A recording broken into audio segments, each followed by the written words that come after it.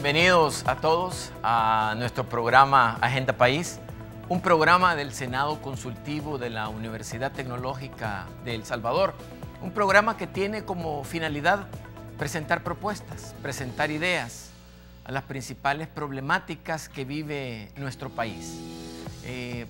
Queremos presentarles el editorial del tema de esta semana, que está relacionado con la inseguridad. La violencia en El Salvador, tema de seguridad ciudadana o de soberanía. La pregunta adquiere validez cuando se acude a la idea de que el problema es esencialmente político y no de seguridad. Así, se considera que lo que el país enfrenta no es la inseguridad, sino la pérdida de soberanía. Si se analizan las condiciones de control territorial, pagos obligados e imposición de penas muy propias en zonas de operación de las pandillas, amén de posibles vínculos con redes internacionales de narcotráfico y trata de personas. Introducido el tema de la soberanía, esto lleva ineludiblemente al del papel de la Fuerza Armada y el de la seguridad pública. Si la solución pasara simplemente por la elaboración de diagnósticos y el diseño e implementación de planes de atención centrados en la prevención, la rehabilitación del infractor, el castigo del delito, la atención a las víctimas y el fortalecimiento institucional, más allá de los gobiernos de turno, el problema ya habría desaparecido. Lejos de eso, ha recrudecido y migrado hacia nuevas expresiones y mayores niveles de violencia que han sobrepasado la institucionalidad del Estado y lo han llevado a enfrentar situaciones en las que actores que operan en su nombre se amparan en esa legalidad para cometer actos ilegales e ilegítimos. El método de la negociación, aún sin la aceptación oficial, fue un recurso utilizado por unos y otros en atención de beneficios tácticos particulares que atentaban desde el principio contra la sostenibilidad de cualquier medida o clima de paz, por demás artificial, que pudiera alcanzarse. Otro aspecto medular es el financiamiento requerido para la puesta en marcha de los diferentes planes que, dadas las condiciones internas, debe ser gestionado y obtenido de la cooperación internacional, que cada vez gira su mirada hacia otras latitudes más relevantes para sus intereses geopolíticos. A la fecha, y a pesar de algunos cuestionamientos iniciales, El Salvador ya normalizó la presencia de grupos de tarea conjunta en los que elementos de la Fuerza Armada apoyan a la Fuerza Policial en labores de patrullaje para garantizar la seguridad pública. Después de todo, opinan algunos, el problema de la violencia ya pasó a ser uno de seguridad nacional y de soberanía. En este contexto surgen las preguntas. ¿Cuáles son los planes concretos que pueden funcionar? ¿Qué instancia es la responsable de enfrentar la violencia y garantizar la seguridad? ¿Qué condiciones deben existir para que esa instancia cumpla con su cometido? Ese es el tema de hoy en discusión en nuestra Agenda País. Bienvenidos nuevamente a nuestro programa Agenda País, un programa del Senado Consultivo de la Universidad Tecnológica, en el que en esta ocasión queremos analizar y discutir y escuchar propuestas de carácter técnico sobre un tema de tanta trascendencia como la seguridad. Para ello hemos invitado a Juan Carlos Torres, desarrollador de proyectos y programas de prevención de violencia y convivencia, asesor político en temas de seguridad y gobernabilidad, agente y promotor de la educación y la cultura de paz, asesor de seguridad ciudadana y juventud y también investigador del tema de tregua entre pandillas. Juan Carlos, un saludo, bienvenido y muchas gracias por acompañarnos en este programa. Muchas gracias por la invitación, estoy para servirles. Muchas gracias. También nos acompaña José Ricardo Sosa Orellana. Él tiene un posgrado en Seguridad Nacional y Desarrollo. También tiene un posgrado en Criminología y Criminalística. Tiene también experiencia en talleres especializados de la Policía Nacional Civil, Filosofía y Policía Comunitaria. Tiene cursos avanzados de tiro rápido con arma corta y larga en la Federación Salvadoreña de Tiro. Y también ha asistido al taller especializado en la Procuraduría General de la República en Equidad de Género. Ricardo, muchas gracias y bienvenido también a nuestro programa Agenda País. Buenas noches, señor rector. Un privilegio estar compartiendo con toda la teleaudiencia de Canal 33 y este bendito foro que han lanzado como Universidad Tecnológica. A la orden. Muchas gracias, Ricardo. Bueno, creo que es importante para saber dónde estamos y saber hacia dónde queremos ir, de dónde venimos. Es importante conocer la opinión de ustedes como expertos en este tema de seguridad, porque en las encuestas de la Universidad Tecnológica de 1992 yo estuve buscando información y pude encontrar de que el tema de inseguridad o de violencia en el año de 1992 lo respondía solo el 17% de la población. Habían problemas como el alto costo de la vida, el desempleo, eran temas económicos los que ponderaba más la sociedad salvadoreña. Investigué en otra encuesta intermedia en el año 2005 y ya la inseguridad estaba en el segundo lugar, con un 36%. Y busqué una encuesta del año pasado en donde el 72% de la población dice que el principal problema que tiene El Salvador es la inseguridad. Los grupos de inseguridad y las pandillas. Yo quiero preguntarles a los dos, empezando con Juan Carlos, ¿qué pasó cuando todo esto comenzó en la década de los 90? De que este problema no representaba la magnitud que se tiene en este momento.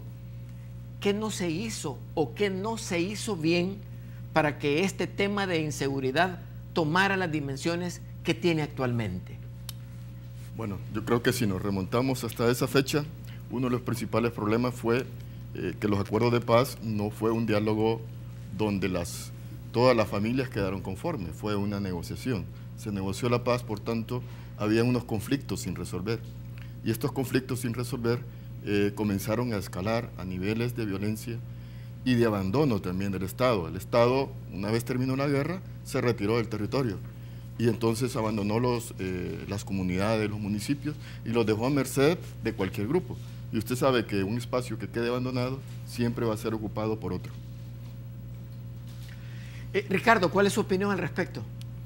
Mire, yo creo que lo que nos comenta Juan Carlos es muy cierto, pero también hay que decir de que esta violencia es estructural en el país y hay suficiente base histórica, sociológica, criminológica, antropológica y de las ciencias auxiliares, de las ciencias forenses, que nos evidencian que los problemas que estamos enfrentando estaban previos a la conquista. Y en cada etapa de transición lo que lastimosamente no hemos tenido es quien nos enseñe una cultura de prevención y de paz. Hemos tenido momentos en los cuales nuestra sociedad aparenta una calma, una paz momentánea, y esto tiene mucha relación con los denominados ciclos de la violencia homicida y ciclos de la violencia estructural. Por lo tanto, previo a lo que fue el desarrollo de la guerra civil, durante la década de los 60 y los 70 entramos en una aparente calma que venía luego de la masacre de 1932 en Izalco, y luego también encontramos en el siglo XVIII y en el siglo XIX 2 o 3 eventos que nos marcan estos ciclos de violencia que no fueron atendidos. Finalmente, posterior a la firma de los acuerdos de paz en 1992, creo que surge una de las situaciones que son estratégicos y coyunturales en la criminogénesis y criminodinámica, y es el desmontaje de la estructura del Estado en el territorio. Teníamos presencia territorial en los barrios, cantones, caseríos, a través de los cuerpos de seguridad que en ese momento brindaban la protección, la vigilancia y la seguridad de la población.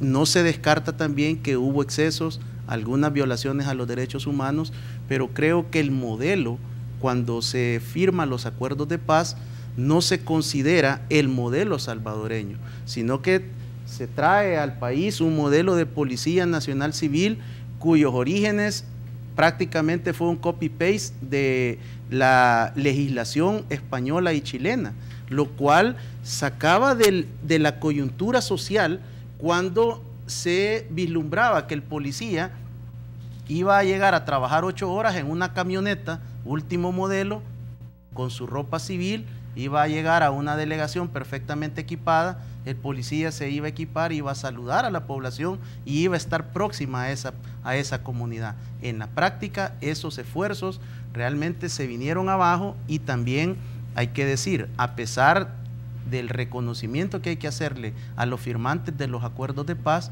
creo que dejaron deudas, dejaron vacíos, y el principal vacío, en mi punto de vista, fue no solo la conformación de desmantelar el territorio, sino el componente social. Ahora, Juan Carlos, hay que reconocer que cuando se firman los acuerdos de paz y están los nuevos gobiernos, había un objetivo de plantear un modelo de economía en El Salvador, ¿verdad? Existía la posibilidad en aquel momento que fuera prioridad de eso, de los gobiernos, en el que se le dedicara menos atención a la seguridad y lo que se buscara fuera consolidar los modelos económicos que eran los que marcaban la tendencia de los gobiernos de aquella época. En efecto, después de la guerra el país quedó destruido. Entonces, y no solo en su infraestructura, quedó destruido socialmente porque las familias se habían dividido, entonces la desconfianza, la cohesión social estaba rota, el tejido social estaba roto. Las familias habían emigrado de los territorios en conflicto a las zonas de la periferia urbana a aumentar los cinturones de pobreza. Y en ese sentido, reconstruir desde un enfoque socioeconómico era bien complejo, sobre todo porque lo que podemos ver ahora es el tipo de violencia que tenemos. No es una violencia armada directamente como fue la guerra, dos grupos enfrentándose, es una violencia social. Y esta violencia social es muy compleja para atenderla, porque es una violencia que está enquistada en las comunidades, en el núcleo familiar. Hay diferentes tipos de violencia, desde la violencia intrafamiliar producida por el machismo, por todo ese sistema patriarcado, por las desigualdades, y como decía Ricardo, tenemos una violencia estructural, y hay una teoría de Galtung sobre la teoría del conflicto que clasifica los tipos de violencia que podemos tener, digamos, aquí en el país. Una violencia directa que se manifiesta en homicidios, una violencia estructural que es las desigualdades y la que obliga muchas veces a las familias, a nuestros jóvenes, a buscar estructuras que le financien su estilo de vida o que por lo menos lo saquen a flote. Y luego tenemos una violencia cultural, que es la que no hemos tratado mucho. Cuando nosotros naturalizamos, invisibilizamos y reconocemos como algo cultural nuestra forma de ser violenta, intolerante, entonces ahí no estamos atendiendo ese tipo de violencia que desde la seguridad pública es imposible. Meter policías, ejército, meter al sistema de justicia de un enfoque de seguridad pública únicamente cuando la violencia es social, entonces ahí uno se encuentra con unos espacios que no están siendo atendidos. Y luego quizás un poco más adelante yo podría hablarles un poco de la teoría de la frustración de James Gilligan, que habla sobre a este joven que ha sido humillado, reprimido. Y digo humillado, no estoy hablando porque no me gusta pandillerizar la violencia. Hay otro tipo de violencias que se da en la escuela. Cuando a un muchacho le expulsan, cuando lo avergüenzan, cuando le ponían las orejas de burro, cuando lo hacían trapear en los pasillos y que lo exponían porque había cometido un error, ¿quién lo volvía? Si lo expulsaban, ¿quién lo volvía a regresar? Y le enseñaba ese marco legal. Carecemos de una cultura de legalidad. Aquí el más vivo el que recibe más premios. Y ustedes han visto con los temas de corrupción que ahora tenemos. El que llegó y el que puede robar es el que es más reconocido socialmente. Ricardo, retomando el tema de las bases con las que se organizó la fuerza que iba a ser encargada de administrar la seguridad en el país, con muy buenas intenciones, organizamos una Policía Nacional Civil. Usted lo acaba de decir, con un modelo importado, no un modelo tropicalizado de acuerdo a nuestras circunstancias. Y después de venir de una cultura, de una guerra, de extorsiones, de quemas, tenemos que decir que el país venía de ese tipo de delincuencia que estaba disfrazado en un tipo de rebelión. ¿Cuánto es la responsabilidad de la Policía Nacional Civil al haber iniciado el hecho de que no tuviera una mayor experiencia para poder combatir efectivamente la delincuencia? No, yo creo que el tema es que tratar a estas alturas de venir y culpar a la Policía Nacional Civil creo que no es lo más adecuado, porque al final junto con la orden se dan los medios y los recursos, y eso fue lo que comenzó desde el 16 de enero de 1992 se marca un antes y un después.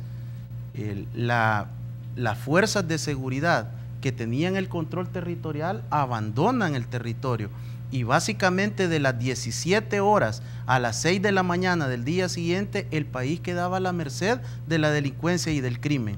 Cuando el Estado abandona el territorio, que no fue después de los acuerdos de paz, siempre ha habido abandono del territorio de parte del Estado. Hay comunidades, cantones, caseríos, donde no existen los servicios básicos asistenciales en pleno julio del 2018.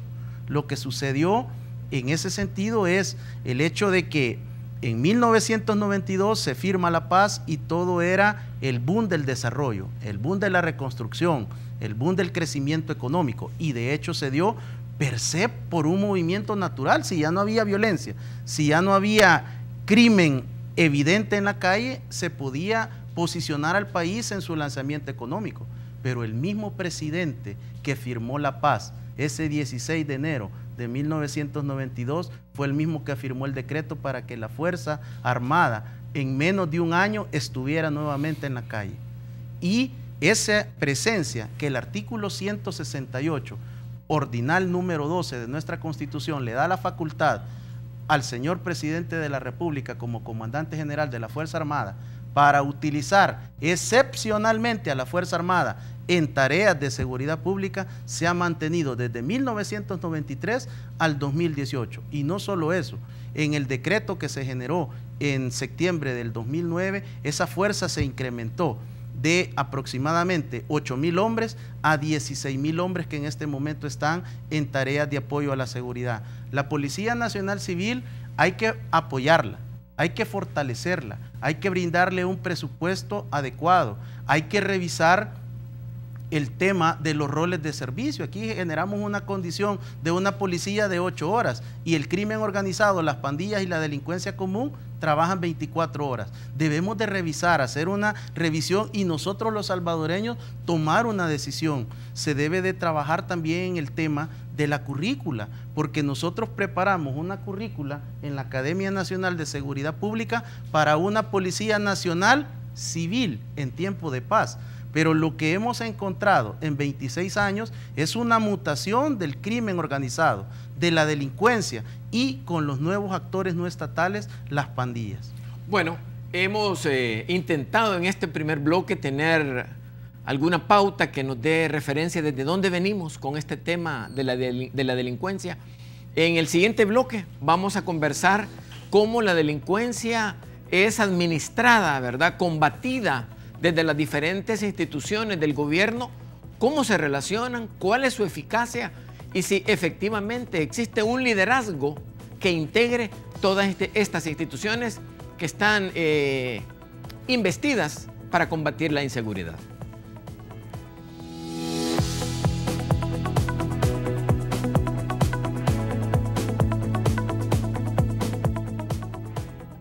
¿Quiénes somos? ¿Qué nos define? No somos lo que tenemos, no somos lo que prometemos, somos lo que hacemos, capacitándonos constantemente, contagiando optimismo, convirtiendo lo bueno en algo mejor. Sé el que hace. Estudia licenciaturas, ingenierías, arquitectura, técnicos, maestrías, posgrados, carreras virtuales y con énfasis en inglés. Hagamos la diferencia. Universidad Tecnológica de El Salvador.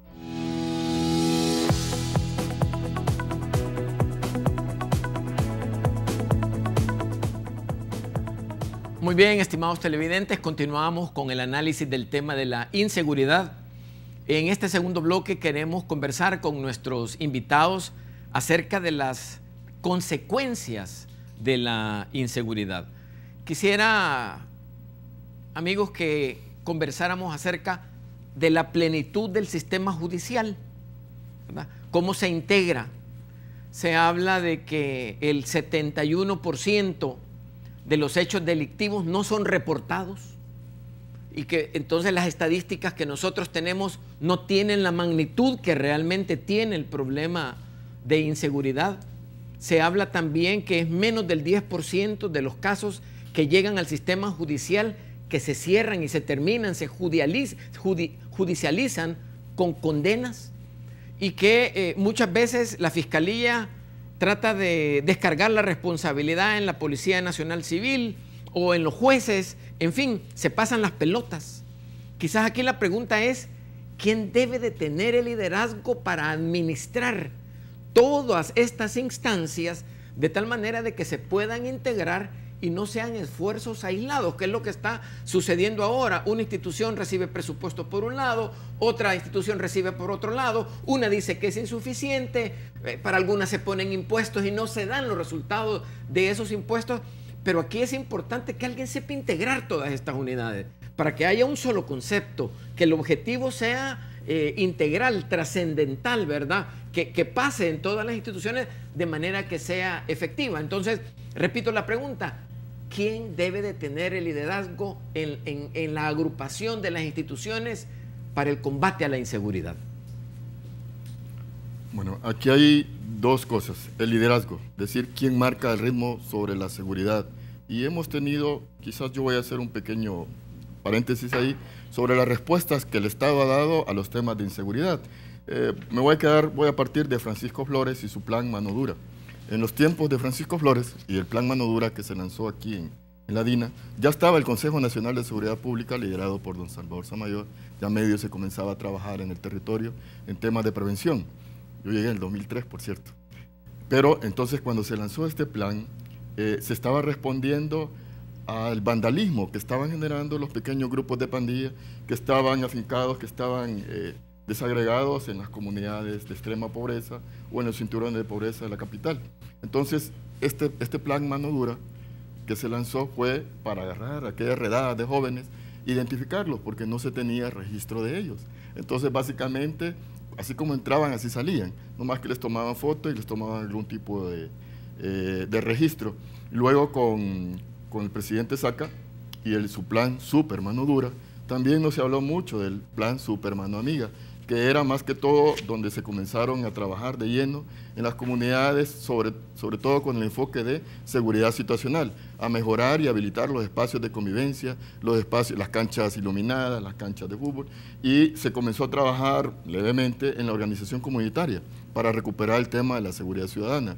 Luego de Tony, que viene Mauricio Funes, entonces con ellos ya se hizo una estrategia nacional de prevención de violencia, se dejaron los planes, se hizo la estrategia, la primera estrategia se hizo en la Secretaría de Asuntos Estratégicos, yo estuve en la Subsecretaría de Desarrollo Territorial, quienes lideramos el esfuerzo, facilitamos los primeros comités de prevención de violencia y lo que se buscaba ahí es que el territorio liderara, justamente por ahí viene el tema. Si la violencia es territorial, hay que atenderla desde el territorio, porque se estaba atendiendo el enfoque de Naciones Unidas del PNUD hablaba de focalizar.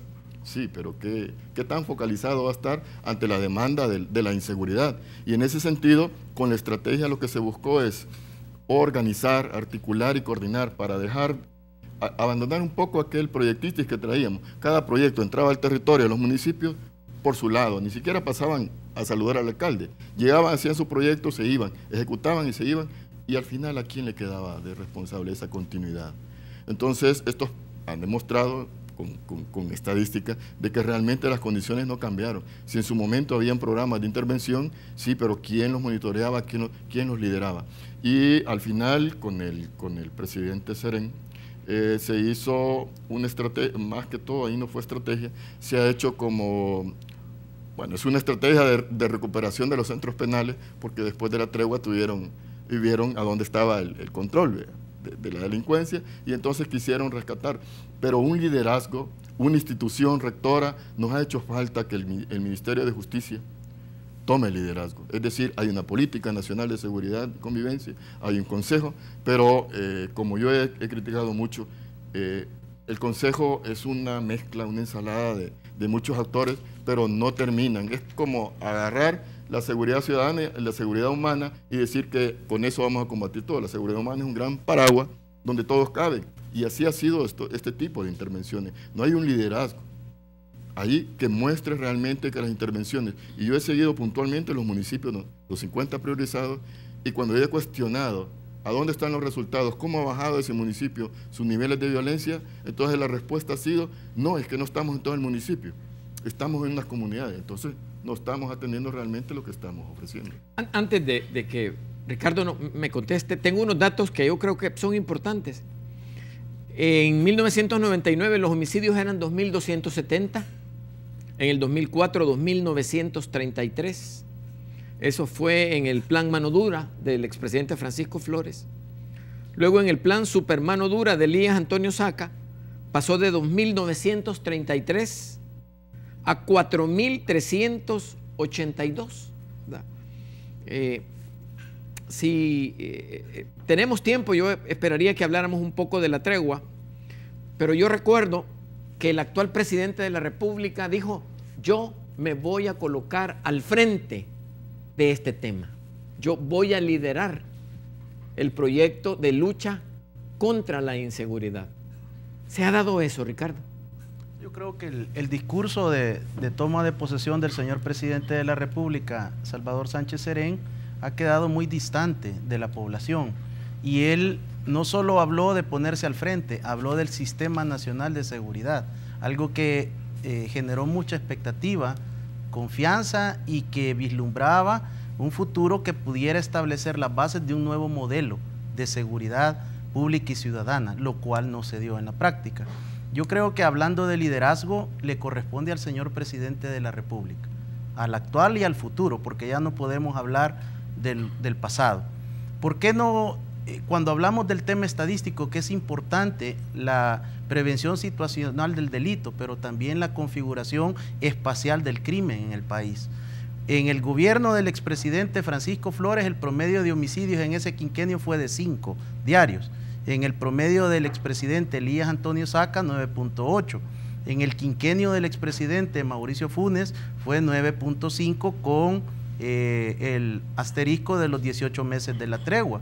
Y en el actual gobierno del presidente Salvador Sánchez Serén, el promedio de los 4 años le marca 14 homicidios diarios. Este gobierno, el presidente Salvador Sánchez Serén, pasará a la historia como el presidente con el mayor número de homicidios en la historia de El Salvador. Esa es la premisa con la cual introducimos las propuestas. Creo también de que, adicional al liderazgo natural, porque somos un país presidencialista, añoramos ver a un presidente en cadenas, estamos acostumbrados a eso, a que el presidente salga en radio y televisión y le anuncie a la nación y traiga paz, por una parte, y esa parte mediática ha estado ausente también del señor presidente. En segundo lugar, creo que es importante una comisión de Estado. Esa es una propuesta también que recomiendo a los tomadores de decisión en el país y a los futuros precandidatos presidenciales, que puedan convocar una comisión de Estado formada por los 3 órganos del Estado y el Ministerio Público, para que se pueda desarrollar, con el apoyo de la sociedad civil, qué misión, cuál es la visión de nuestro país.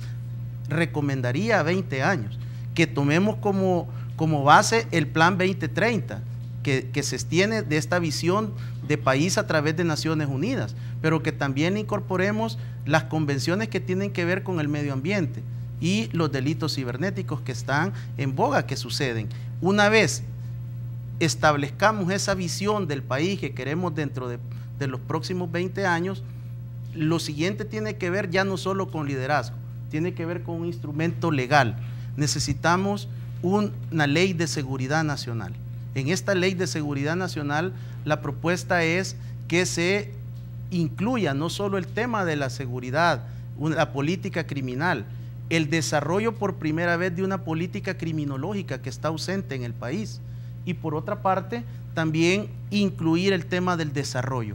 Creo que lo que nos ha faltado como país es trascender la visión política partidaria electoral y trascender a políticas públicas y generar esa construcción de esta política que traiga la base y pongamos al centro por primera vez a la persona humana, al ciudadano. Y de ahí deben de existir los planes de acción y las estrategias para por lo menos 5 tipos de delitos: el crimen organizado transnacional, las pandillas, la delincuencia común, el tema del narcotráfico, las ciberamenazas, y el tema que está faltando en el país es el involucramiento de la municipalidad. Creo que es necesario hacer una revisión si nos conviene continuar con esta distribución territorial.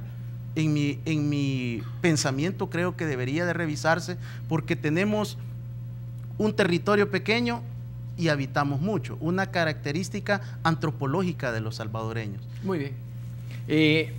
Vamos a buscar en el siguiente segmento hacer un análisis sobre una de las áreas que se ve mayormente afectada, que son los jóvenes, ¿verdad? Vamos a tocar el tema de migración, el tema del abandono del estudio, y en fin, la mayor cantidad de asesinatos están en jóvenes de 19 a 26 años, ¿verdad? Cuando regresemos de estos anuncios vamos a tocar el tema de las consecuencias de la inseguridad en la juventud salvadoreña.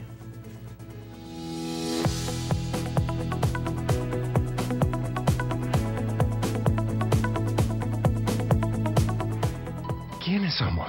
¿Qué nos define? No somos lo que tenemos, no somos lo que prometemos, somos lo que hacemos, capacitándonos constantemente, contagiando optimismo, convirtiendo lo bueno en algo mejor. Sé el que hace.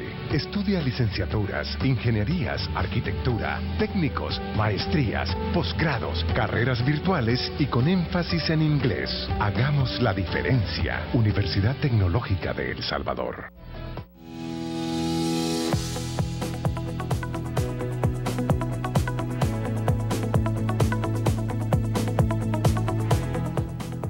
Bienvenidos nuevamente al tercer segmento de nuestro programa Agenda País, un programa del Senado Consultivo de la Universidad Tecnológica que pretende hacer aportes, ¿verdad? Proponer ideas y soluciones sobre la problemática que vive nuestro país. Tengo algunos datos estadísticos en donde dice que más de 13,000 jóvenes abandonaron sus estudios en el año 2017, que cada año se incorporan miles de jóvenes a los grupos de las maras, que la segunda razón de migración en El Salvador es el temor a las pandillas, que la mayoría de homicidios se concentran entre jóvenes de 15 a 26 años y que se calcula que un 8% de la población está vinculada a las pandillas. El enfoque de esta estrategia, Juan Carlos, usted tiene también mucha formación en esta parte de la educación. ¿Qué debe de hacer el país? O sea, ¿qué necesita el país? En esta semana escuchamos que el Ministerio de Educación había convocado a directores de institutos y les había hablado sobre una nueva política de seguridad. Pero realmente las escuelas y los institutos son lugares de cultivo en donde muchos profesores saben quiénes son los estudiantes, saben cuál es el accionar. Muchos de ellos tienen control sobre los salones de clase, disponen sobre decisiones que se van a tomar, pero no se quieren tomar acciones, ¿verdad? Es más, muchos directores o muchos profesores piden que se les cambie del centro educativo por las amenazas. O sea, hemos llegado a un nivel de vulnerabilidad increíble, ¿verdad?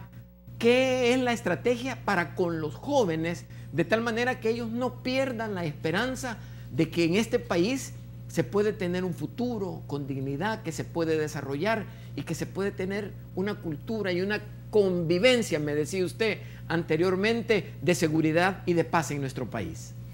Sí, en efecto, yo dirijo una maestría que se llama Políticas para la Prevención de Violencia Juvenil en Cultura de Paz. Y la primera asignatura justamente es la situación actual de la juventud en América Latina. Y lo que básicamente hemos visto desde la academia es que todos los programas de prevención de violencia dicen que trabajan con jóvenes o para jóvenes. Y algunos todavía se toman, adultos, mayores, se toman el atrevimiento de decir yo represento a los jóvenes. Los jóvenes representan a sí mismos. Y entonces estamos viendo, estos programas están construidos desde la visión adultocéntrica, es decir, no se toman la molestia antes de diseñarlos y de intervenir en el territorio, de preguntarle a los jóvenes cuáles son sus prioridades y qué es lo que quieren. Se basan únicamente se llaman calificativos mercadológicos, por ejemplo, los nini, no estudian ni trabajan, entonces para un salvadoreño eso es un vago. Ese concepto de nini viene de Inglaterra, viene de Europa. Y entonces aquí los ponemos como los ninis, o ahorita los jóvenes que buscan inmediatamente cualquier información, la googlean y entonces ya están en los avances tecnológicos. Primero, hay que tomar al joven desde su cosmovisión, cómo ve el mundo, y respetar esa visión del joven. Muchas veces se victimiza al joven, es decir, dicen que no tiene oportunidades, que no tiene sueños. Entonces victimizarlo también es ponerlo en un espacio de asistencialismo. Al joven hay que darle las oportunidades para que desarrolle, porque no hay seguridad sin desarrollo, ni desarrollo sin seguridad. Hay que garantizarle el espacio donde va a crecer, y eso pasa por una educación para la paz. No estamos educando en la gestión del conflicto. Anteriormente se creía que cuando había un conflicto había que pararlo de inmediato, esconderlo, como se esconde la basura bajo la alfombra. No, los conflictos se gestionan, se le enseña al joven a que sea tolerante, a que respete las opiniones de otros.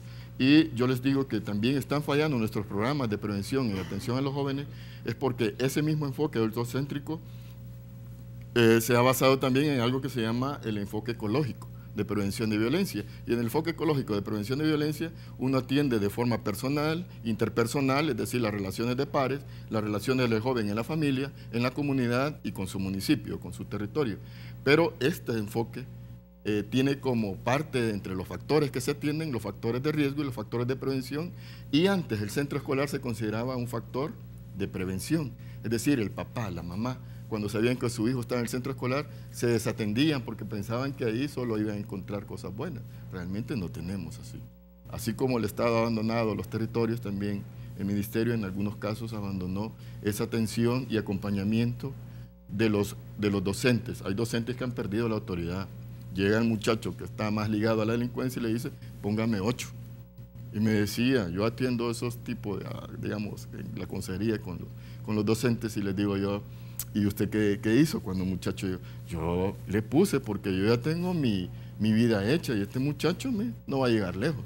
Entonces, si perdemos eso de vista, que la educación para la paz comienza en la familia, en la escuela, en la iglesia, y que debemos de prepararnos para que la gente renuncie a la violencia y no sea el primer recurso que utilice, entonces eso nos va a dar frutos. Y le pongo un ejemplo sencillo. Ahora que se están haciendo las grandes redadas, que se llevan a 150 pandilleros, ¿qué pasa con los muchachos que simpatizan con la pandilla, con los niños que estaban posteando, que solo estaban viendo y que hacían mandados? Los estamos obligando a que ellos asuman el cuidado del territorio. Es decir, niños entre 10 y 12 años ya no son simpatizantes, ya no son de los que colaboran, son de los que están responsables, porque los adultos ya se los llevaron al hacinamiento carcelario que tenemos. Entonces, incluso ahí, no podemos dejar que esta generación de muchachos que han cometido actos delictivos se nos pierda. ¿Cómo los vamos a rehabilitar? Entiendo que el programa Yo Cambio, si no hay una ley de reinserción y prevención de pandillas, que es una pendiente en la Asamblea Legislativa, es la Comisión de Seguridad y Combate a la Narcoactividad, tiene eso pendiente y lo tiene que hacer, porque no podemos seguir metiendo a nuestra generación que ha cometido esos errores, se están perdiendo, pues. Entonces algo hay que hacer. Ricardo, su opinión. Mire, yo creo que entramos a un segmento apasionante, es hablar de la juventud, y esto es digno de solo un programa. Tiene razón. Pero vamos a tratar de generar alguna opinión para poder ilustrar a los tomadores de decisiones. Y es, en primer lugar, el segmento de los jóvenes de los 15 a los 29 años es el segmento que está siendo asesinado en el país. El segundo segmento va de los 30 a los 35 y el tercero de los 10 a los 14 años. Cuando cruzamos también el tema de los privados de libertad o desaparecidos, también es el mismo segmento. Los tres segmentos están claramente cruzados en las gráficas. Lo que ha sucedido es de que lo que antes se consideraba un oasis de esperanza para los padres, ahora se ha convertido en uno de los principales semilleros del crimen organizado y las pandillas. Y el Estado, su reacción ha sido generar un anillo periférico en la puerta de las instituciones y de las escuelas, con 1 o 2 miembros de la corporación policial, apoyados ocasionalmente por la Fuerza Armada. Lo que no se han dado cuenta es que las estructuras criminales están dentro de la escuela y están 300 a 500 metros en el perímetro, y es donde están desarrollando su fuente de reclutamiento. Entonces, lo que sucede en las comunidades es dos cosas en mi opinión. Primero, hay que aplicar conceptos de criminología ambiental. Tenemos que intervenir las comunidades como país y transformar esa comunidad. Hay toda una base criminológica ambiental que nos puede indicar cuál es el camino en tema de recursos, en tema de colores, el tema de los grafitis, el tema de los espacios para la diversión. En la época, pues cuando yo era joven, nosotros teníamos canchas de tierra, teníamos cerca canchas de la empresa privada, parques donde podíamos divertirnos. Ahora no tenemos más que las opciones de fútbol de grama artificial y con medidas solamente para fútbol sala. Por eso es importante y es vital el atender, porque estamos perdiendo generaciones completas. Nos están asesinando a los jóvenes y al segmento de la población conocida como adulto joven. Por otra parte, el tema tiene que ver con una propuesta de una ampliación de nuestro horario en el tema de la educación. El Ministerio de Educación, durante diferentes gestiones de los diferentes gobiernos anteriores y el actual, no ha podido asumir esa ley, esa normativa, para tener una escuela de tiempo pleno. Sugeriría yo de 8 a 4 de la tarde, de 7 a 4 de la tarde, de 7 a 12 las materias comunes, a partir de las 12 un almuerzo, que sea una alimentación que cubra requerimientos nutricionales, y luego de las 12:40 o 12:45 a las 4 de la tarde, actividades que tengan que ver con el fomento del arte, la cultura y el deporte, y sobre todo también la actividad que tiene que ver de prepararlos para la vida. Bueno, nosotros, la generación nuestra, nadie nos preparó con situaciones de actitudes o extracurriculares, más que pertenecer tal vez, si tenía alguna habilidad, a una selección deportiva de la institución. Pero ahora necesitamos que la empresa privada y el gobierno y la empresa privada se conecten, porque queremos seguir formando zapateros, cosmetólogas, mecánico de obra de banco, oficios que todavía tienen algún nivel de requerimiento, pero quizás no nos hemos dado cuenta que los zapatos ahora son producidos en China y ya no se les puede cambiar la suela, porque cuando usted cambia la suela, el zapatero lo hace, se arruina el zapato, el calzado. Entonces hay que lograr esa conexión entre la empresa privada y los gobiernos, el Estado, para que puedan tener un requerimiento y dejemos de estar con las carreras tradicionales en pregrado, la administración de empresas, las ciencias jurídicas, que son las carreras tradicionales que no encuentran empleo. Igual el tema de la salud. Por lo tanto, este tema tiene que pasar por siempre ese plan de nación de qué es lo que pretendemos hacer, qué es lo que queremos hacer. Yo tengo 10 años de estar luchando, de tocando puertas de universidades para que se habilite por primera vez las carreras de pregrado en ciencias forenses. El país lo necesita, pero si las universidades siguen observando que no hay la demanda suficiente para hacer el negocio en cuanto al requerimiento de cubrir un aula, no vamos a poderle dar el aporte que necesita el país en materia de investigación criminal y científica.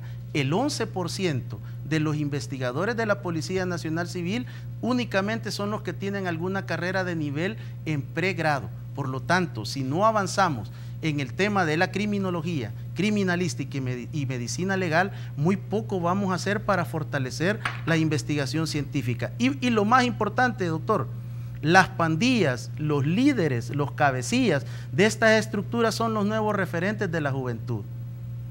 Le comento, Ricardo, a manera de comercial, que a partir del próximo año en la Universidad Tecnológica vamos a impartir la maestría en criminología, porque creemos que este es un tema muy importante. Usted mencionó algo, la relación empresa privada-gobierno. Todo el mundo dice que ahora que los partidos políticos están en un extremo y la empresa privada en otro, que no hay relación. Pero yo recuerdo, y yo tengo un dato estadístico aquí, que en el año 2001 El Salvador solo tenía 22 agencias privadas de seguridad. Y ahora en el año 2016, 2017, son más de 300 agencias de publicidad y son más de 30.000 los efectivos. ¿Cómo este fenómeno ha hecho que las autoridades responsables de brindar seguridad hayan tal vez disminuido la intensidad o la voluntad de resolver estos problemas, asumiendo que la empresa privada se había hecho cargo de esta tarea, Ricardo? Mire, el tema de la seguridad privada está rodeada de una serie de mitos y de tabús que es importante exponerlos a la luz de la estadística y a la luz de lo que significa también en materia criminológica de seguridad pública y de defensa. En primer lugar, el negocio o la industria de la seguridad privada surge en El Salvador por 5 compañías extranjeras. No fueron fundadas por salvadoreños. Fue un negocio que vino a raíz de la firma de los acuerdos de paz, pero también previo a la firma de los acuerdos de paz ya existían las agencias de seguridad que en ese momento eran conocidas como empresas. En la actualidad existen más de 380 agencias de seguridad privada autorizadas por la Policía Nacional Civil, pero hay que decirles que de eso menos del 50% operan. La mayoría han quebrado, han cerrado, porque existe ese mito de que al aumentar la criminalidad aumentan los servicios privados, y eso no tiene ningún tipo de sustento. La sociedad israelita y la sociedad japonesa, que tienen configuración territorial y de densidad poblacional como la nuestra, triplican o cuadriplican la proporción de la seguridad privada con la fuerza pública. Veamos el caso salvadoreño. En este momento existen menos de 24,000 agentes de seguridad privados registrados en la Policía Nacional Civil. La proporción en El Salvador de seguridad privada con seguridad privada es de 1 a 1. Ok, muy bien. Cerramos este bloque, ¿verdad? Y en el cuarto, buscamos la forma de hacer una recopilación de lo que hemos platicado con nuestros invitados en los primeros 3 bloques. Ya regresamos.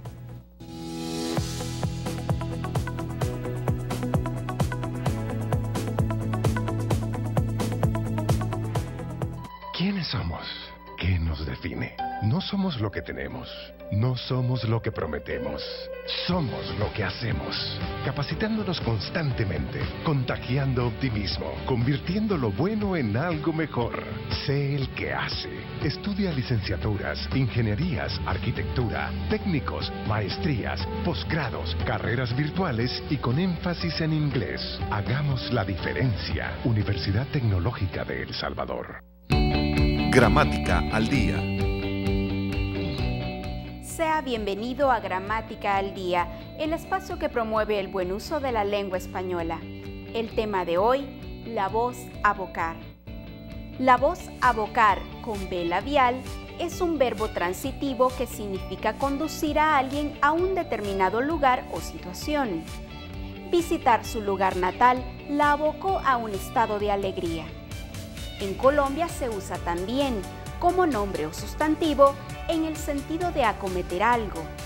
Se necesita que venga el líder para que aboque de inmediato un plan de emergencia. Como pronominal abocarse se usa mucho en América como dedicarse de lleno a una actividad. Carmen se abocó a la búsqueda de una casa. Le esperamos en la próxima edición de Gramática al Día. Una producción de la Universidad Tecnológica y la Academia Salvadoreña de la Lengua, con el auspicio de Canal 33.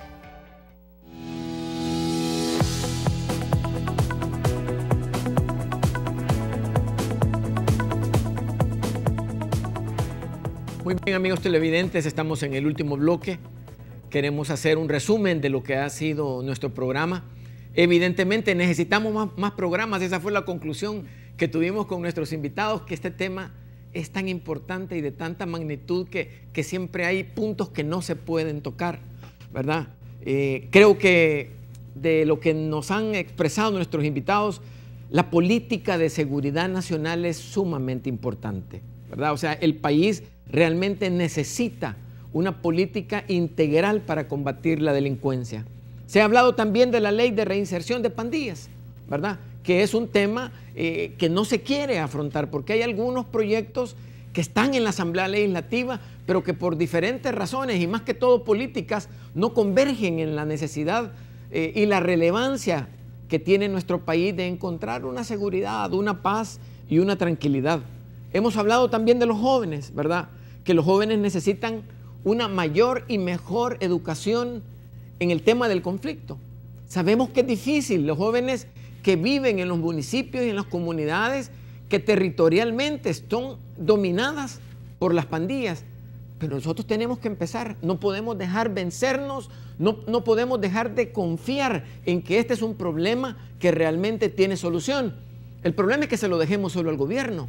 Este es un problema de todos. Este es un problema de la empresa privada, nos decía Ricardo en el bloque anterior, pero es un problema también de la ciudadanía. O sea, la gente tiene que recuperar la confianza en todas las instituciones y saber que somos capaces como país, que si hemos resuelto un conflicto armado, podemos resolver un conflicto de esta magnitud. Juan Carlos, por favor. Muy bueno. Voy a intentar en 2 minutos hacer un llamado. Quisiera hacer un llamado a la cooperación internacional. Por favor, gastamos $1 millón diario en la seguridad y las cosas no pueden seguir así. Si no dejan por lo menos el 10% para que la academia investigue el impacto que hace con la inversión que ustedes tienen en nuestro país, nunca vamos a mejorar. No es lo mismo pagar a un consultor que le trabaje al mismo que lo evalúe, a que esos fondos se destinen para que la academia haga investigación científica de lo que está sucediendo en el territorio y qué medidas se deben de tomar. También hago un llamado a los precandidatos, hoy que estamos iniciando la campaña, para que sus planes de seguridad, de prevención de violencia y convivencia, de verdad vayan enfoques claros y concretos de lo que le van a ofrecer a la población. También quiero hacer un llamado a los alcaldes. Ustedes tienen 3 años para hacer cambios importantes en su municipio. No se pasen el tiempo en campañas políticas, hagan obras. Los municipios necesitan, los jóvenes necesitan, están sitiados territorialmente, necesitan desarrollarse desde el municipio. Un llamado a los padres de familia también, porque los padres de familia creen que a los 8 años soltar su hijo ya cumplieron la misión y que ellos se desenvuelvan, no. A los 14 o 15 años, como decían, esa franja de riesgo que está ahí, sujétenlos, acompáñenlos, sean tolerantes, escúchenlos. Y un llamado también a los jóvenes, aunque el país siempre ha estado en caos, siempre hemos tenido problemas. Los que hemos sido jóvenes hemos tenido, tal vez no los mismos, pero problemas similares. Entonces, eso quiere decir que El Salvador no está perdido. Ustedes también son el presente y también el futuro del país. Entonces, por tanto, busquen enfocarse no en la pérdida de tiempo, aprovechen el tiempo porque la juventud se va tan rápido. Y a la niñez, por favor, los enfoques de prevención de violencia que hacen falta en el país son los enfoques familiares integrales. Es decir, no atender directamente solo a la niñez o a la adolescencia, a la juventud. Se necesita atender a la familia y construir cultura de paz desde la familia. Ricardo, por favor. Quiero agradecer la invitación y reiterar algunos conceptos. Lo primero es que necesitamos como país una ley de seguridad nacional. En esta ley de seguridad nacional debe de establecerse un consejo de seguridad, que es el que debe de llevar el protocolo de actuación para emanar los lineamientos y las líneas estratégicas al Ministerio de Justicia y Seguridad y a todas las instituciones encargadas del tema del delito. Por otra parte, es importante revisar el tema de la educación. No podemos continuar con un modelo que ha demostrado que ha sido inoperante e ineficiente. A los precandidatos presidenciales, hacerles la respetuosa invitación que se tomen el tiempo de invertir tiempo en el principal problema de los salvadoreños, la inseguridad, el crimen y la violencia, y que tomen en cuenta que los jóvenes en este momento en El Salvador solo tienen 3 caminos: el encierro, el destierro y el encierro. Por lo tanto, es importante resolver la problemática. Los 2 grandes temas del país es la sangre y el hambre.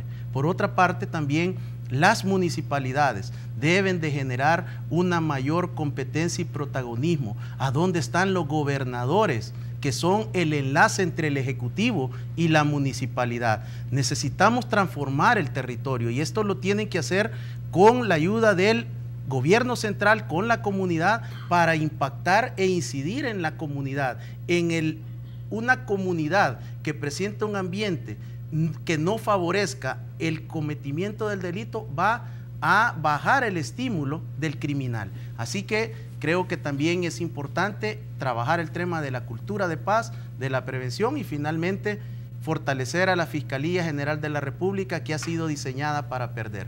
Muchas gracias, Ricardo. Muchas gracias, Juan Carlos. Yo quiero hacer un compromiso con ustedes para que tengamos otro programa, sigamos discutiendo este tema. Hubo aspectos que no pudimos discutir en este programa, pero que es importante porque la magnitud del problema así lo exige. En nombre del programa Agenda País y del Senado Consultivo de la Universidad Tecnológica, queremos agradecerles por su atención a nuestro programa y nos vemos la próxima semana. Saludos.